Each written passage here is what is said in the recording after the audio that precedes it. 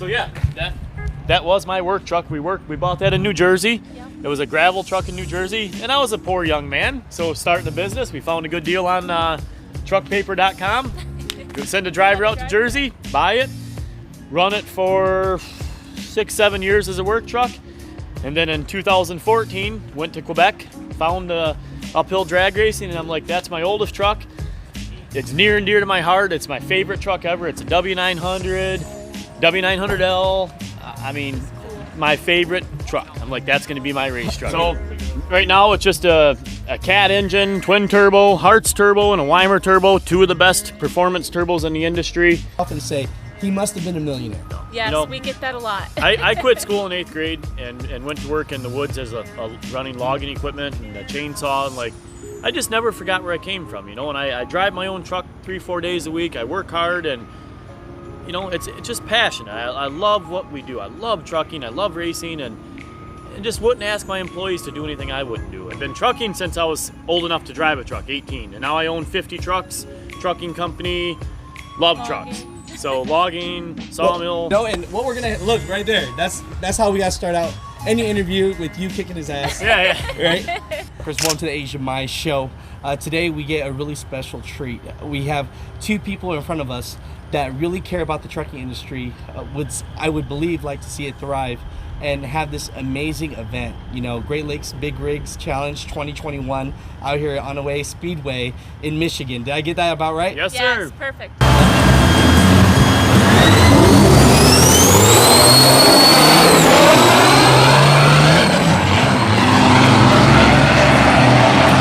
That's perfect. That's it. So people have seen it. People have seen it on YouTube, on Facebook. Now let's talk about the people behind it. So how the hell did this happen? You know, I Googled, I looked, it said 2000 and something, 16, 17. Some guy named Mike bought a Speedway. I mean, was it always that way? So her and I, this racetrack was an oval track car racing track. It had closed down mid-season 2016 and come up for sale in 2017, correct? Yep. So we thought about it, and we picked a Saturday. We come over here and we measured the property, because if we bought this, we wanted truck drag racing. This was all weeds. All a big field. And we're like, let's go measure that. Let's get up Saturday morning, go measure that, and see if we can make it work and buy it if we can. Sure enough, man, it's tight, but it works. We got 8th mile, 700 feet loaded, and 600 feet of slowdown. 6,000 yards. That's 600 dump truck loads of fill to make the hill. A lot of work, a lot of money, a lot of time. But we measured it out. It's like, we can make this work. Made an offer to the owners. They said, yep, let's get rid of it. You know, we're moving to California. It's not working for us. We bought it. 17. Now this doesn't happen overnight. This was a grass field. So you see asphalt, barriers, Yes. a hill. We ran the oval track in 17, started building this track in mid-17, fall, mid-17, but you know, a lot of time hauling fill in and prepping. And then we started, well, we did pave it in the fall. So we paved it in the fall of 17, one layer. Spring of 17, spring of 18, paved the next layer. 2 foot of snow a week before they come to pave. That put us out. So our first event was May 15th, 2018. They are paving the access road Friday while trucks are trying to practice. Like, out of time. I'm telling Out you. of time. I'm telling you, mother truckers, I'm watching this man, I'm watching this woman. I mean, they love this. I mean, where did this love come from? I know it didn't start in 2017. No. Let's go way back for a quick second. So I've raced oval track cars all my life, since I was 17 years old racing cars. But I'm a trucker. I've been trucking since I was old enough to drive a truck, 18. And now I own 50 trucks, trucking company, love Logging. trucks. So logging. Tell us, what's the trucking? I'm thinking Great Lakes. Nope, No, precision forestry. Yep. Really? I saw one of your guys out there, and we got a couple B-roll footage Yep. of him doing that. So Yes. he was telling me a little bit the inside. Yeah, there you go. And Louis. so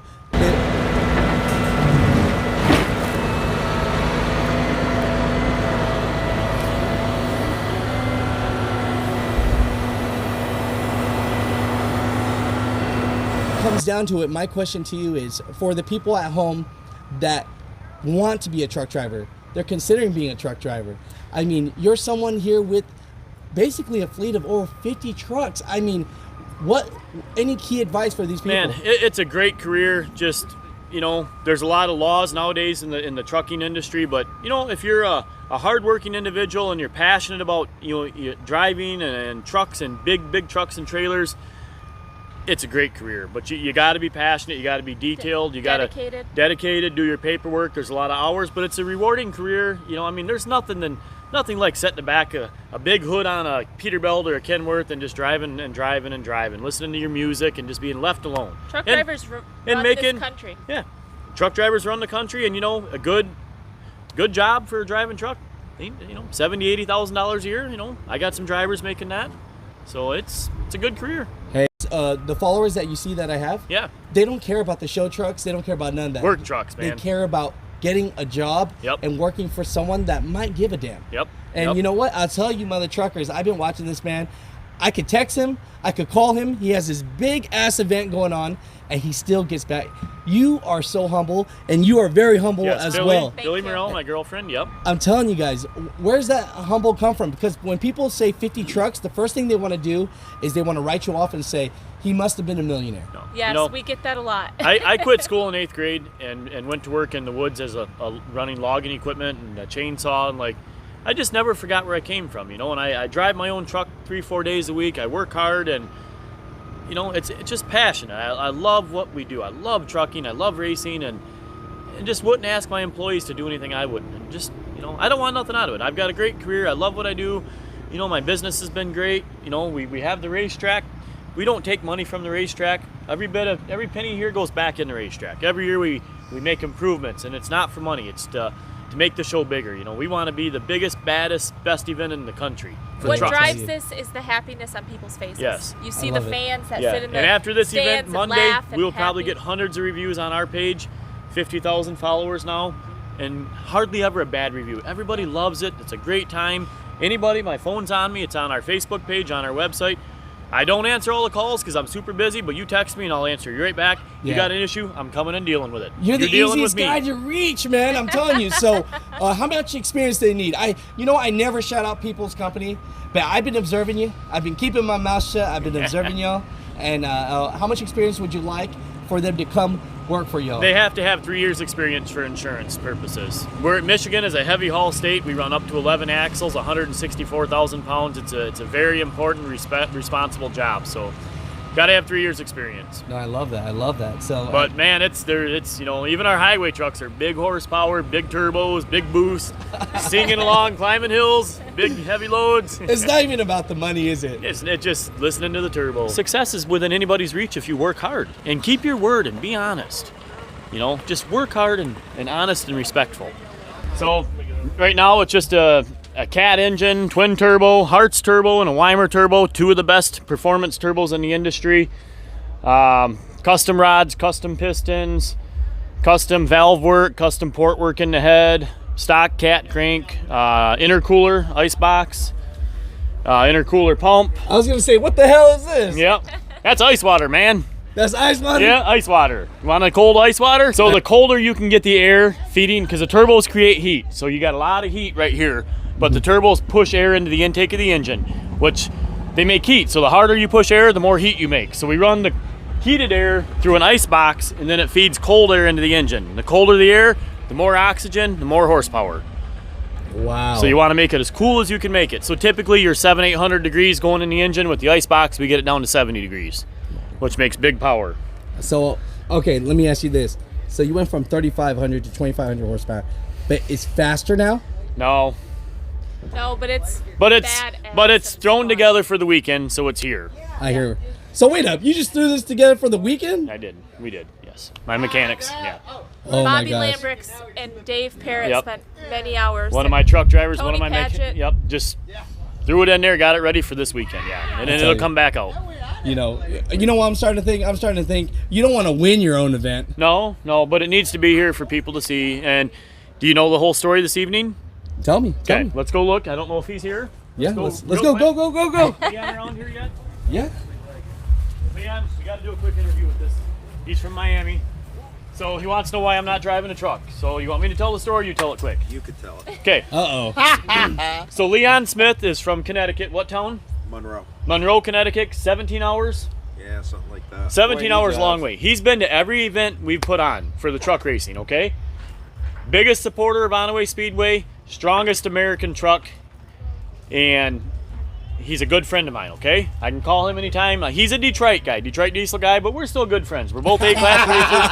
I'm a cat guy. So Leon shows up with this beautiful Peterbilt. Wow. Leon, tell us real quick about the Peterbilt. Come on. Oh man. I'll let you talk about it, but it's the baddest Peterbilt in the United States. Or you know what? Maybe the baddest Peterbilt in North America. We don't know, but it's bad. It runs good. It's just a 14-liter Detroit compounds, 18 speed, 46, 52 suspension. It runs good. Worked hard, put it together about 5 years ago. Look at the This whole beautiful group paint of people helped me put this truck together. Wow. They're all here There, with me. shout outs to all y'all. I'm telling it. I know it already. So Leon supported us every event, and we were just a little, Leon, I don't know if you and I had actually raced against each other before you came here, but we knew each other, but Leon means a lot to me coming as far as he does. He broke the motor today, which is not fixable here, okay? He's going to take it home probably a couple months waiting on parts. Right now, with the way the world is, you don't get parts overnight. It's months.